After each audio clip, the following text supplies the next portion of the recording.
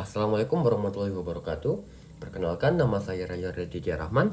Nah, pada kesempatan kali ini saya akan menjelaskan apa itu sistem informasi geografi atau SIG dalam bentuk mind map yang telah saya bikin. Pertama-tama, SIG itu merupakan suatu sistem informasi yang mampu mengelola atau mengolah informasi atau data yang memiliki referensi geografis. Untuk penjelasan mind map ini akan saya mulai dari komponen-komponen dalam sistem informasi geografi. Pertama-tama kita ada data sistem informasi geografis yang terbagi menjadi dua, yaitu data spasial dan data atribut. Data spasial merupakan data yang memiliki referensi spasial atau koordinat geografis, yaitu posisi terhadap garis lintang dan garis bujur. Untuk data spasial dibagi menjadi dua, yaitu data raster yang menampilkan, menempatkan, dan menyimpan data spasial dengan menggunakan struktur matriks atau pixel yang membentuk grid, horizontal, dan vertikal yang terbagi menjadi kotak-kotak. Nah, setelah itu kita ada data vektor yang menampilkan, menempatkan, dan menyimpan data spasial dengan menggunakan titik, garis, dan luasan. Setelah itu kita ada data atribut yang merupakan data yang menyimpan informasi tentang nilai atau besaran dari data spasial. Contoh dari data atribut adalah contohnya seperti peta persebaran lokasi sekolah yang memiliki data atribut berupa nama sekolah dan alamat sekolah, atau peta jaringan jalan yang memiliki data atribut berupa jenis jalan, status jalan, dan kondisi jalan. Setelah itu kita ada sistem komputer yang dimulai dari software, hardware, dan brainware. Kita mulai dari software atau perangkat lunak berupa program-program yang berguna untuk memproses dan mengolah data. Contoh dari software merupakan ArcView, ArcGIS, MapInfo, dan QuantumGIS.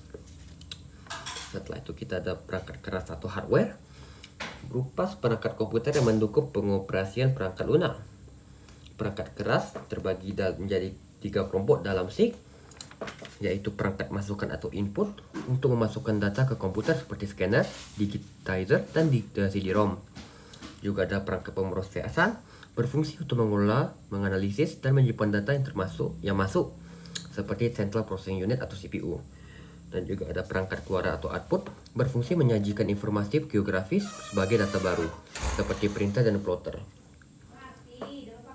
Setelah itu kita ada kemampuan manusia atau brainware, di mana kemampuan manusia diperlukan untuk menjalankan sistem mulai dari memasukkan, mengolah, menganalisis, menyimpan, dan menyajikan data.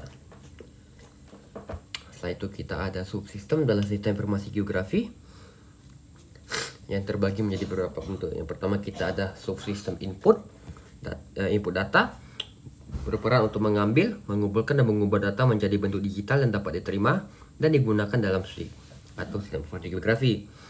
Setelah itu kita ada B, subsistem manajemen data, dilakukan untuk pengolahan data dasar, proses-proses yang dilakukan antara lain pengarsipan data dan pemodelan. Setelah itu kita ada analisis data yang dibagi menjadi beberapa bagian dengan contoh klasifikasi merupakan yang dimulai dari klasifikasi merupakan fungsi analisis spasial untuk mengelompokkan data-data spasial berdasarkan kriteria atau atribut tertentu. Setelah itu kita ada overlay, merupakan fungsi tumpang susun yang menggabungkan dua atau lebih lapisan layer data spasial berbeda yang memiliki referensi geografis dalam sistem yang sama dan lokasi kajian yang sama.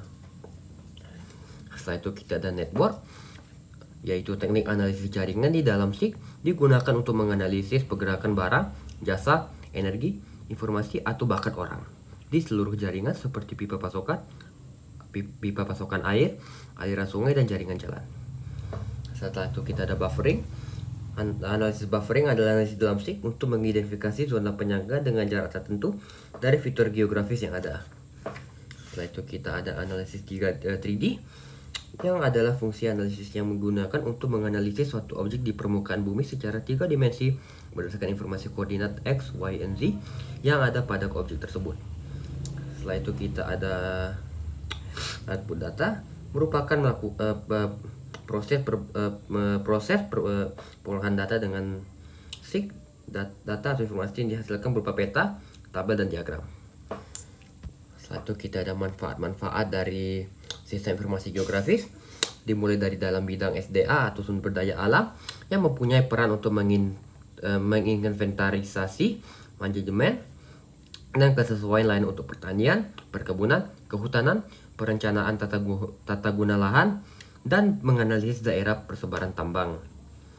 Setelah itu kita ada bidang perencanaan ruang yang dapat digunakan untuk merencanakan pemukiman penduduk, perencanaan tata ruang wilayah, perencanaan kota, perencanaan lokasi dan relokasi industri, pasar, dan menganalisis daerah rawan bencana.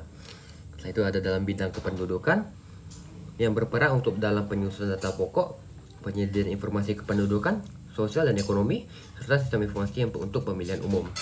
Setelah itu dalam bidang pendidikan berguna untuk menentukan lokasi pendidikan, sistem informasi pendidikan, alat bantu, pemahaman, dan pembelajaran untuk masalah-masalah geografi bagi siswa. Dan terakhir dalam bidang militer berguna dalam penyediaan data spasial untuk analisis rute-rute perjalanan logistik dan peralatan perang. Itu saja dari saya. Mohon maaf jika ada kesalahan. Assalamualaikum warahmatullahi wabarakatuh.